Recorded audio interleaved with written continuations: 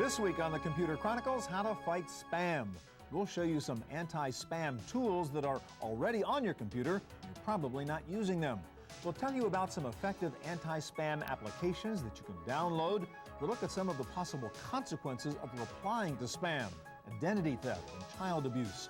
We'll show you MailShell, an intelligent email system that lets you customize your inbox to avoid spam. And another form of spam, pop-up ads. We'll tell you how to get rid of them. Plus, my pick of the week, a cool new way to get broadband access without wires. Fighting spam, coming up next on the Computer Chronicles. Computer Chronicles is brought to you by the Oracle Small Business Suite, one completely integrated application that helps make it easier to run your business, including accounting, sales and service, your web presence, and more. Additional funding is provided by PC to PC, the online migration service from PC First, moving files, applications, and preferences from your old computer to your new one.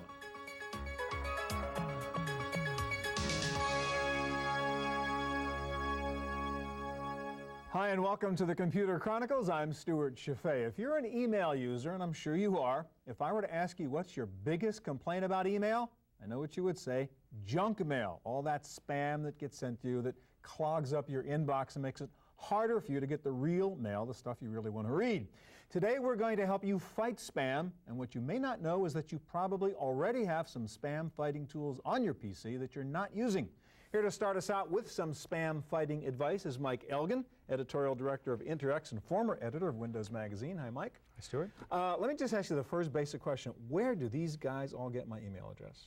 Well, anytime you post your email address anywhere on the internet, whether it's AOL chat rooms or posting on a BBS. And everybody wants you to put it in there somewhere. That's right. It's going to be harvested, put on a list, and sold to numerous spammers.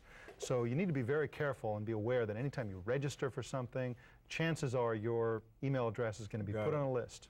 All right, now what can you do? I know you've said like Outlook actually has some tools that you can use that most people may not be aware of. It does. There are two levels of defense. Let me show you those. Okay. Now, I've got an inbox here. It's typical Outlook. I'm going to click on the Organize button over to the right here. And that's going to bring down a series of options. The one on the bottom here is called Junk Mail. I'm going to click on that. The default is to change the color of email that Outlook thinks is junk mail. Okay. So we want to change that. That's not strong enough. We want to move it. I'm going to automatically move junk mail to the junk email folder. It'll create a junk email folder, and then we want to click to turn that on. Okay, and then we'll also want to move any adult content. It has its own unpublished ways of determining what this stuff is. We want to also move that to the junk email folder. Now you can delete it or take other actions. But what are the definitions here, Mike? How are you defining junk? Well, it's looking for certain things like explicit commercial messages. There's a long list of things that it's looking for in email. Now this is, I'll talk about the things that you can control more directly in a minute, but this is the things that, if they published it, then the spammers would all know how to get around it, so they keep it secret. So now I've turned these things on. Right. Okay, so that's one level. Now, later on when I get email, and here are some email in my inbox. Some of it is junk mail. Now this looks like, do I need a second mortgage? That's junk mail. I can tell right there. So I'm going to right-click on that and go down to a junk email item. I want to identify that as a junk source. That's right. Now I'm going to select Add to Junk Senders List. In addition to the things that they look for within the message, they also keep a list of everybody who sent. Where it came from. Now, that's really not as effective as it sounds because spammers change their send address all the time. Spy versus spy going on. That's right. It actually helps filter out some of the more legitimate advertisers. Yeah. Okay, now let's look at another thing that's more powerful. A lot of people don't use these. Under the Tools menu, you see something here called the Rules Wizard. Okay? Rules are basically little macros that you can easily create to do a whole number of things, and one of them is get rid of junk mail. So I'm going to create a new one by clicking on New. Okay? And the default is check messages when they arrive. That's good. I'm going to click Next.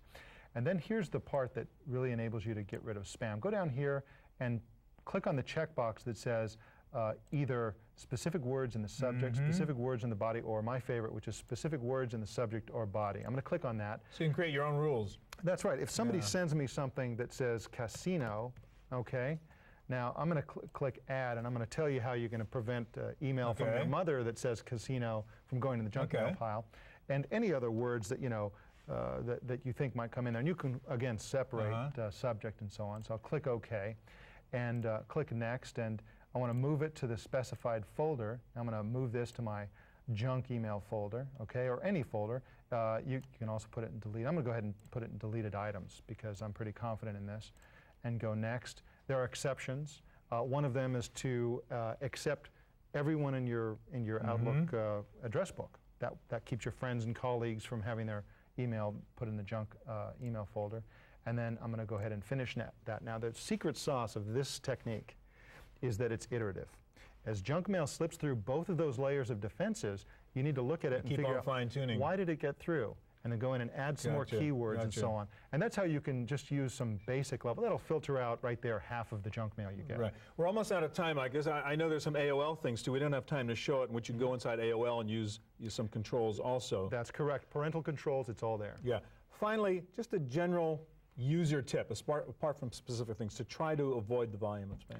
Two things. One, use at least 2 email addresses, one legitimate one and one public one. And the other tip is don't reply to email that comes in. Yeah. Thank you, Mike. Well, in addition to specific anti-spam tools like the ones we just looked at, there are some software companies that will sell you a complete intelligent email system that includes spam fighters. One of those is a product called MailShell. And this is Eitan Urbis of MailShell. Welcome, Eitan. Hi, Stuart. Give me the basic idea. What do you guys do? What's your approach to fighting spam? Sure. We do 2 things. One is we help you get all the email you do want while blocking all the email you don't want. And once we separate the good from the bad, we help you manage the good so that you can be more productive, use email in more ways, more efficiently. Okay. Well, it's a little fuzzy sounding, so we better actually do this and show me what your approach is. Sure. So this is your site. We go to, I would use the MailShell service and do what? You sign up at MailShell. All you need to sign up is an email address. So I use my Hotmail address to sign up, and I'm going to log into my account.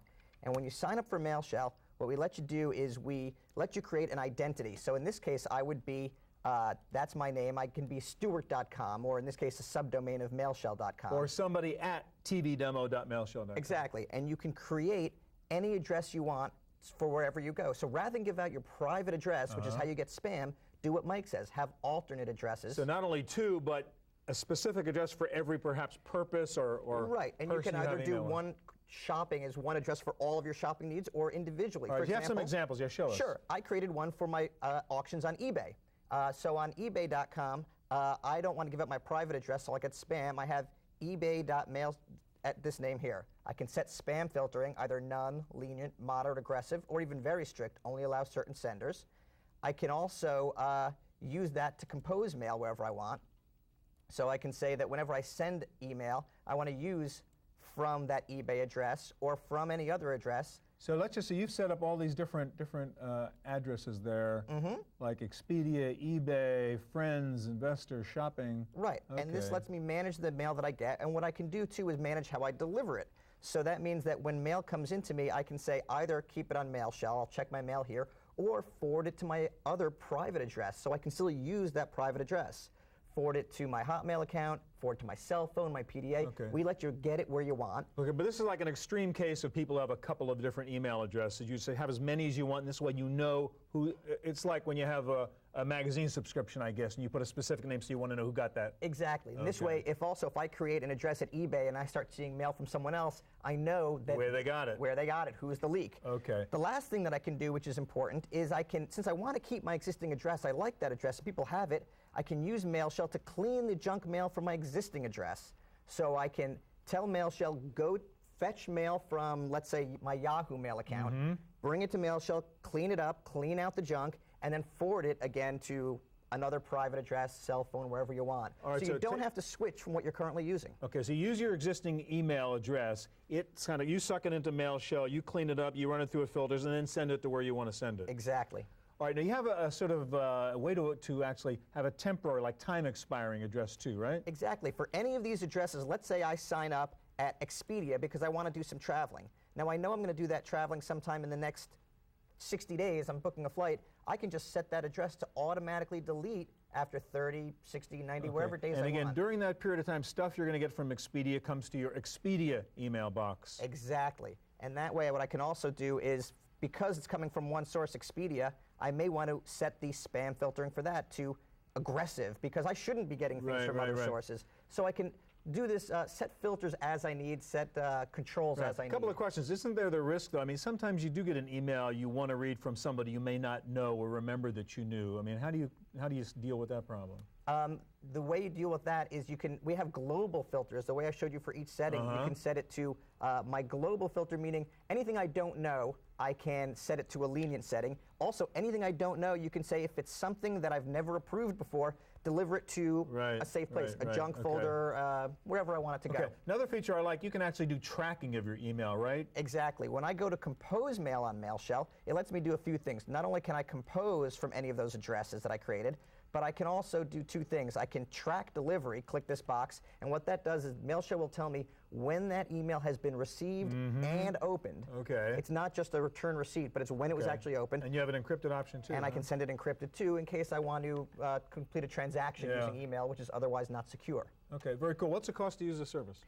It costs just under $3 a month to use MailShell, and if people want to give it a try, we have a 30-day free trial. Okay, mailshell.com? Thanks a lot, Stuart. Thank you. Okay. Well, spam can be a nuisance on the way in, cluttering up your email box, but it can get even worse if you actually reply to a spam email. Here's a look at one solution to that part of the problem.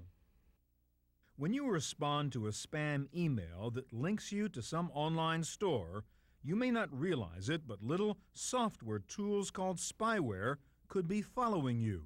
I think that on an average Saturday afternoon, if you went shopping with your family, you wouldn't really allow someone to follow you around to every store you went into, to write down every single thing that you looked at. Well, what happens on the internet essentially is that you can be tracked, your movements from website to website, and they're logging everything that you're looking at. For one innocent online shopper, answering a spam email turned into a nightmare. My identity was stolen by a stranger. This person was able to open an account in my name, a credit card account, without my knowing, and was able to charge large purchases on this account. When she called her credit card company after seeing charges on her bill that she didn't recognize, she was surprised at what they said.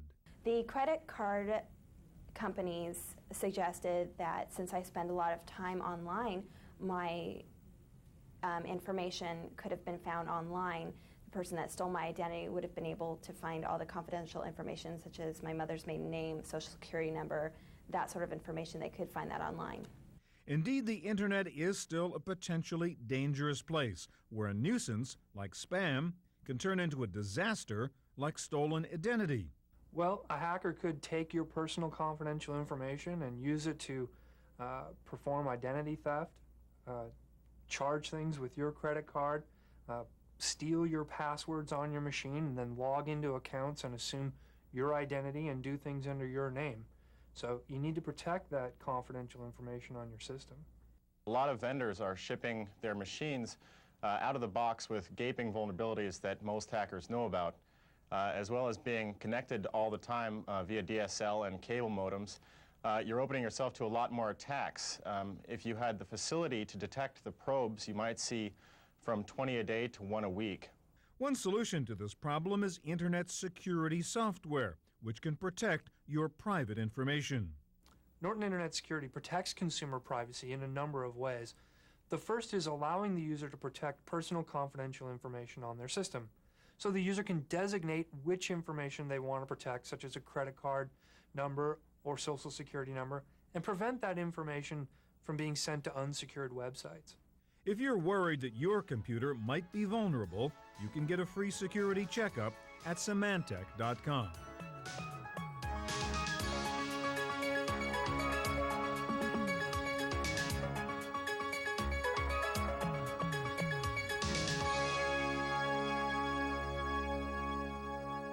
There are several anti-spam tools available that you can download to help you eliminate spam from any POP3 email account.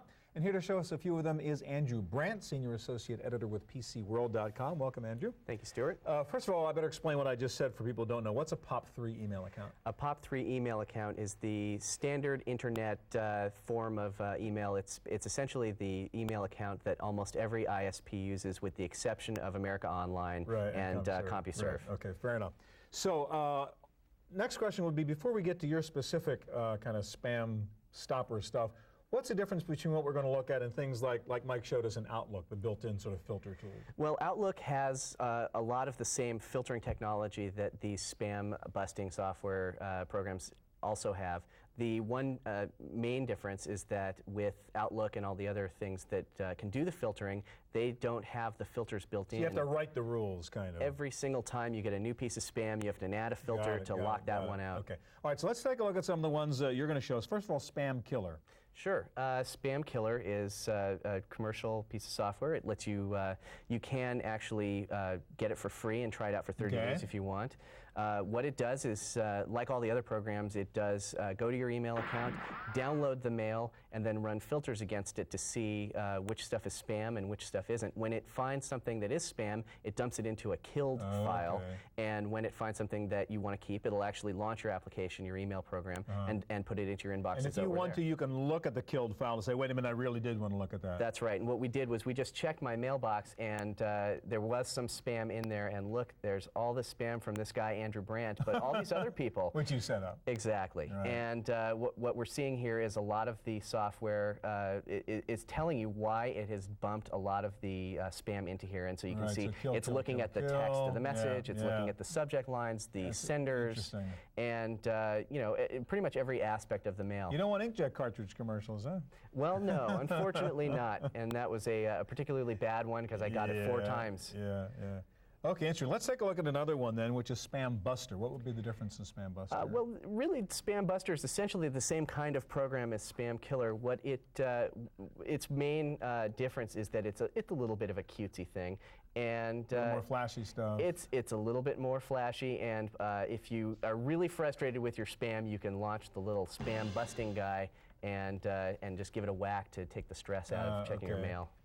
All right, now we got another one, which is Mail Washer. How would that be different? Mail Washer is a free program. It's supported by advertising, but the good news is that the ads are stored on the hard drive of your machine, so you never have a privacy concern with it going out to the internet to download the ads. Sort of good news that the ads are on your hard drive. It's relatively good news. I mean, you can pay them, and they'll give you a version that takes the ads free off. with ads, pay no ads. Exactly. Okay, and how is it different from the two we looked at, Spam Buster and Spam Killer? Well, Mail Washers is different in one important way, which is that it has the ability to use what are called regular expressions, and this is for people who are really high-end spam filterers and people who get a lot of spam, like myself, like this, because you can customize your filters to a very fine degree and weed out. So you go in there and tweak their filters, so a little combination of what you can do with Outlook and what you can do with these spam killers. Exactly. I mean, they all allow you to customize them. Mail Washer allows you to customize them the most. Give me some of the numbers. We think of this as a nuisance, but the fact is, I mean, it's not only a time waster, it's a money waster, isn't it? That's right. Actually, spam, a lot of people get, on average, between 3 and 6 spam messages a day. At least, some analysts assume that by 2005, they're projecting that people will get somewhere around 40 spam messages per day. Wow. Now, what this is going to mean is, I mean, if you do the math, you end up with almost 1,600 messages per year. And a huge cost to both business, ISPs, and individual users. ISPs assume that $2 to $3 of your monthly fee goes to dealing with the bandwidth and other needs of spam. Now, what about, again, this over-filtering problem? With all of these tools you showed us, Spam Killer, Spam Buster, Mail Washer, can you go in there and say, no, don't block that kind of stuff? That was something I wanted to read? Yes, absolutely. And that's also a concern on the part of a lot of people, is that if they do run these programs, is it going to delete mail from my friends who have maybe part of the same email address as one of these spammers? Or the AOLs and the Hotmails that are filtering for you and you're not getting stuff you want to see. Exactly. Well, unlike those ones that filter them and that will delete them over time, you can configure these programs so that they save your messages on the hard drive and they don't go away. Okay. Thank you, Andrew. Thank you. Well, so far we've focused on email spam. There is another form of online spam, those darn pop-up ads that get in your face and prevent you from doing what you want to do while you're online. There are ways to battle those too. Here to show us how to do that is Stephanie Olson of CNETnews.com. Welcome, Stephanie. Thank you. Let me ask you, first of all, people may not be aware of it, but there's stuff we call spyware sitting on your computer, and you don't even know it's there, sort of sucking in these pop-ups, right? Right. How does that work? Where does that come from? What happens a lot of times is people go out and they want to download file share programs like Music City or Morpheus.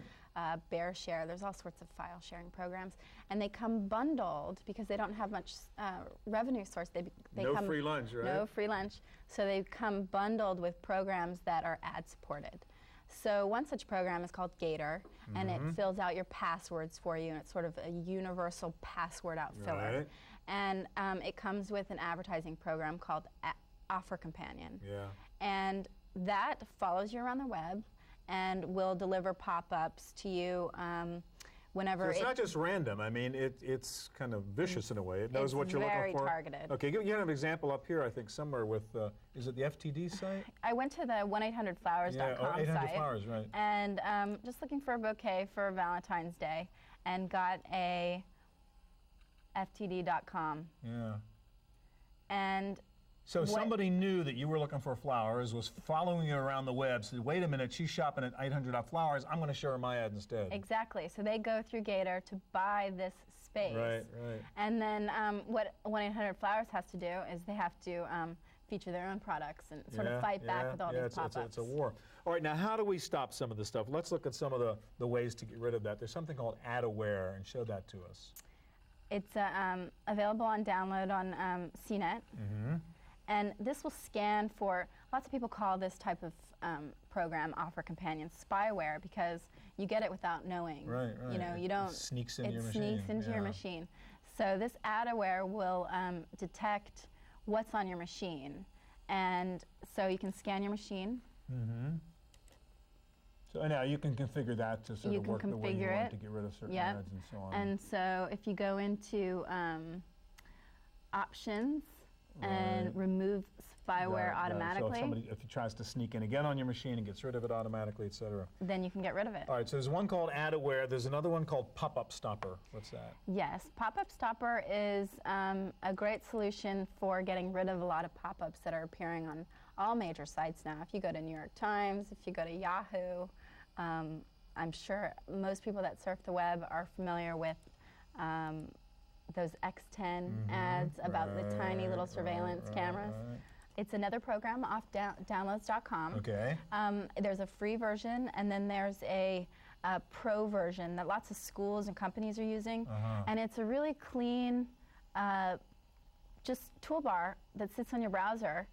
All right, we're talking about pop-ups. There's even sneakier stuff called pop-unders. Explain what they are. Pop-unders are sneaky because they come up, you request a page, and they pop under that page. So you don't even see it right away. You don't see them come up, but you may close that browser window, and then all of a sudden you see another one. You don't know where it came from.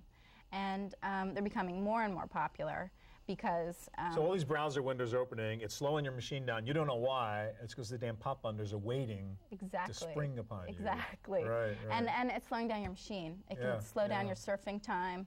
Gotcha. So these programs actually deal with pop-unders as well. So anything that pops up. Pop-ups, pop-unders, get rid of it all. Yeah. Thank you, Stephanie. Thank you. All right, that's our look at fighting spam online. Don't go away. I'll be back in just a moment with my pick of the week, the coolest new way to get online at broadband speed.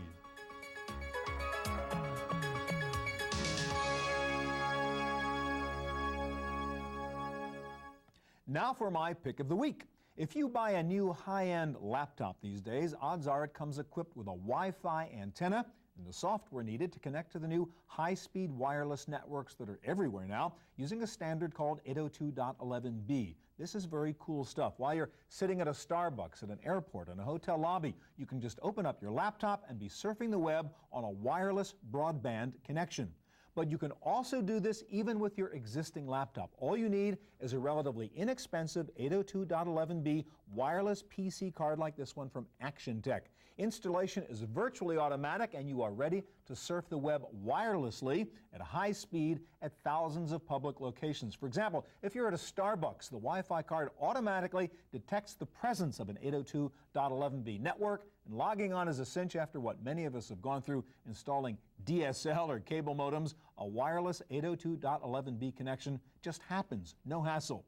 There are several public Wi-Fi network providers, MobileStar and Boingo are two of them, and you don't have to sign up for any long-term contract. Use it for an hour or so, pay just for the time you use. The other nice thing about having a wireless PC card is that you can set up your own 802.11b network in your house and distribute your existing DSL or cable modem connection to your laptop. All you need is something like this wireless-ready network gateway and another PC card. You just stick it in the PC slot here, and you've got wireless broadband connectivity from your patio to your bedroom.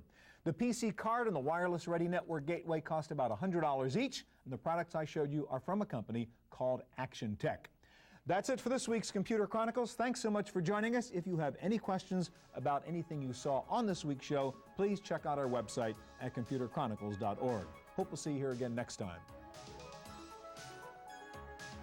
Computer Chronicles is brought to you by the Oracle Small Business Suite, one completely integrated application that helps make it easier to run your business, including accounting, sales and service, your web presence, and more.